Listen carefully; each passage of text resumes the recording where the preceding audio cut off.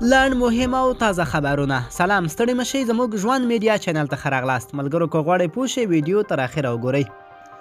ترکیه او افغان لوري د استانبول پر کنفرانس خبرې کړې دي. ترکیه او افغان چارواکو د استانبول غونډې لپاره پر همغږیو خبرې کړې دي. په کابل کې د ترکیه سفیر اوزهان ارتغول د بهرنیو چارو له وزیر سره د لیدنې پر مهال ویلي چې ترکیه د افغانستان د سولې لپاره هڅه کوي او د استانبول د کنفرانس لپاره اړینې تیاری نیول شوي دي.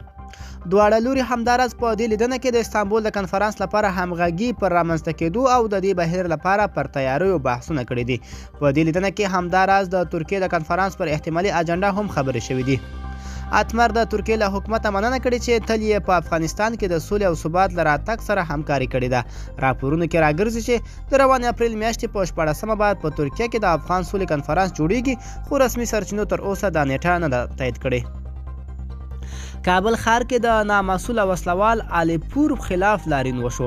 د کابل ښار سلګونه اوسیدونکو د نامسؤله وسلوال علي پور خلاف لاریون وکړ او له حکومت یې وغوښتل چې علي پور ونیسي او قانون چلن ورسره وکړي.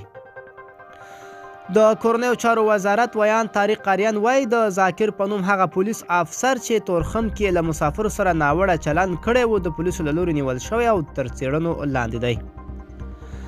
د ولسي جرګې غړي حکومت دې د سرپرستانو لړۍ پای ته ورسوي او ژر تر ژره دې پارلمان ته نوي نومان وزیران معرفي کړي.